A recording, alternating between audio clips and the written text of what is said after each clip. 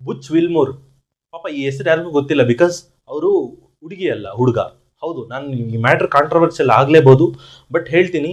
ಸ್ಪೇಸಿಕ್ಸ್ಗೆ ಹೋಗಿದ್ದು ರಿಸರ್ಚ್ಗೋಸ್ಕರ ಇಬ್ಬರು ಹೋಗಿದ್ರು. ಬುಚ್ ವಿಲಿಯಂ ಮೂರ್ ಅನ್ನೋ ಒಬ್ಬ ಹುಡುಗ,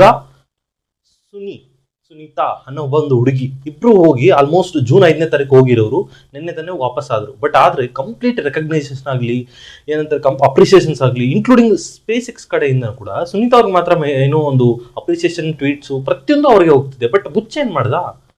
ಹುಡುಗ ಹುಟ್ಟಿರೋದ ಅವನ್ ತಪ್ಪ? ಒಂದು ಕಡೆ ಹೋದಾಗ ಒಪ್ಕೋಣ ಗುರು, ಹುಡುಗಿರಿಗೆ ಸಪರೇಟ್ ಕಷ್ಟಗಳಿರುತ್ತೆ, ಬಟ್ ಹುಡುಗರಿಗೂ ಇರಲ್ವಾ? ಎಲ್ರಿಗೂ ಅವ್ರದ್ದೇ ಅವ್ರದ್ದು ಪರ್ಸನಲ್ ಪ್ರಾಬ್ಲಮ್ಸ್ ಇರುತ್ತೆ, ಪ್ರತಿಯೊಂದು ಇರುತ್ತೆ. ಬಟ್ ಅಷ್ಟು ದಿನ ಆದ್ಮೇಲೆ ಹೋಗಿ ಬಂದ್ರೆ ಅಟ್ಲೀಸ್ಟ್ ಅವನಿಗೂ ಒಂದು ಮನಸ್ಸು ಅನ್ನೋದು ಇರುತ್ತಲ್ವಾ?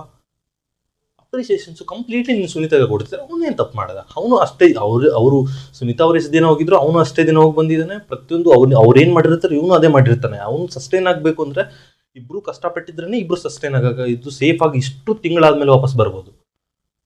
ಬಟ್ ಜನ ಆಗಿ ಇಂಡಿಯಾದವ್ರು ಗುರು, ಬೇರೆ ಕಂಟ್ರೀಸ್ ಅವ್ರನ್ನ ಬಿಟ್ಬಿಡಿ, ಇಂಡಿಯಾದವರು, ಸುನೀತಾ ಅವರು ನಮ್ಮ ಇಂಡಿಯಾದವರು, ಓಕೆ ಒಪ್ಕೋಣ. ಇಂಡಿಯಾದಂದ್ರೆ ಕಂಪ್ಲೀಟ್ ಇಂಡಿಯಾ ಅಲ್ಲ, ಅವ್ರ ಗಂಡ ಬಂದು ಮುಂಬೈ ಅವರು, ಅಷ್ಟು ಬಿಟ್ರೆ ಅವ್ರೇನು ನಮ್ಮ ಇಂಡಿಯಾದಲ್ಲಿ ಹುಟ್ಟಿಲ್ಲ.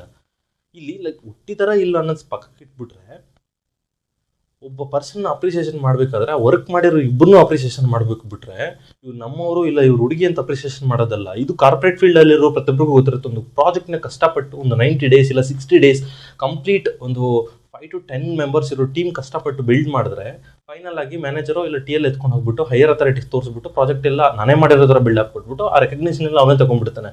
ಅಲ್ಲಿ ಕಷ್ಟಪಟ್ಟು ಡೇ ಅಂಡ್ ನೈಟ್ ಕಷ್ಟಪಟ್ಟಿರೋ ಟೀಮ್ ಮೆಂಬರ್ಸ್ ಪ್ರತಿಯೊಬ್ಬರಿಗೂ ಗೊತ್ತು. ಇದೇ ಥರನೇ ಆಗಿದೆ ಈ ಇಶ್ಯೂ ಅಲ್ಲಿ. ಬುಚ್ ವಿಲ್ಮೋರ್ ಹೆಸರು ನೆನ್ಪಿಟ್ಕೊಳ್ಳಿ.